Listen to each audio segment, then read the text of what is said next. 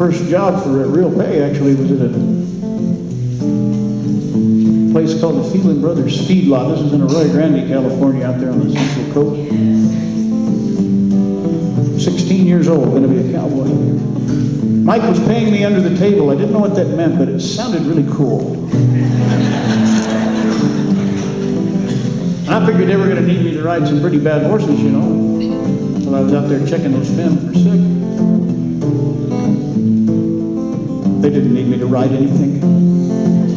They didn't need me to rope anything either, which I thought was a real waste of talent.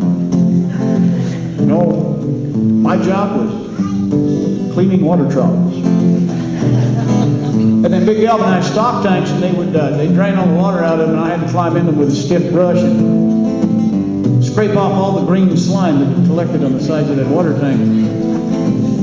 Real romantic work. Living the dream.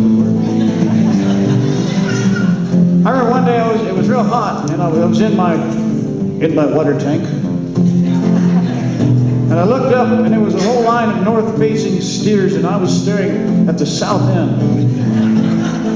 They all had their own little green slime thing going on there. And I said to myself, I don't think Roy Rogers ever did that. Sleeping in a bedroll of canvas, and no seams feed on your ear.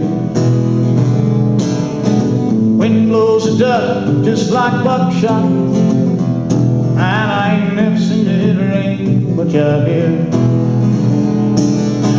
Smell your own sweat in the evening, wash up at the galvanized tank. Nearest town's 40 miles, the cook here, he don't smile, and all these young horses are rank. I'll come on the back of my Bible. I will be down on when I can. My spurs, they don't ring much, I never did sing much, but I'm sure enough a Buckaroo Man.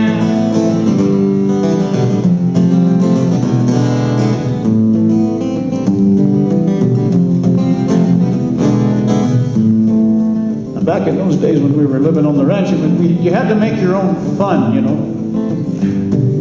One of the things that we liked to do, used to be a dairy nearby, and they still had a silage pit that was about half full of silage, and it was all covered up with black tarp, and the black tarp was held down by the requisite old tires, which I think is a federal law.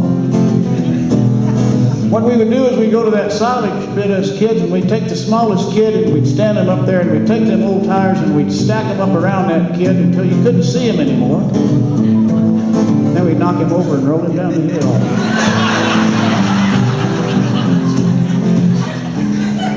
Cowboy motocross. But the real fun thing that we liked to do is, it was very exciting if we had a bloated steer. Us kids would fight to see who got to use the bloat needle. There's a spot just below and in front of the hip where you can stick that troquet needle and you can release that methane gas out. And yes, we did light it one time, and it does burn blue. I don't know why that steer did not explode. It would have been a hard one to explain to the old man. Oh, man, it just blew up.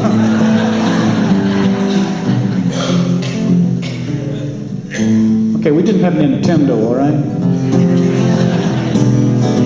Cold fingers stiff in the morning. By noon, it's 103. 5-year-old slicks in the canyon, and over hints of a breeze. Jug-headed hollow back ponies provide all with hours of grief. This snake in the shade, this chili on green, and a half a ton of grit between my teeth.